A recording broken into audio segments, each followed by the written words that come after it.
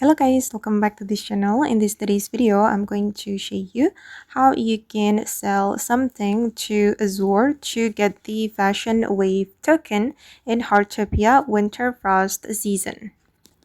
Okay, let's get into it guys. First of all, you need to go to the Winter Utopia and then you need to find Azure and she is right here, and then you need to talk to her and select Fashion Wave related.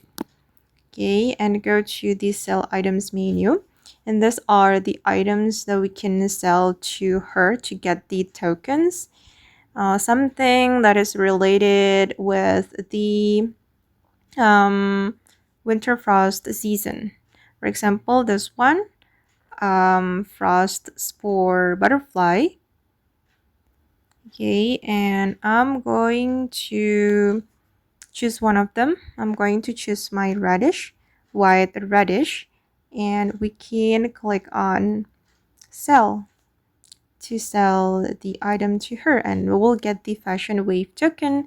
Then we can buy something from the Fashion Wave store. Okay guys, and that's how you can sell something to Azure to get the Fashion Wave token in Heartopia game Winter Frost season. I hope this video will be useful for you guys. Thank you so much for watching, and bye!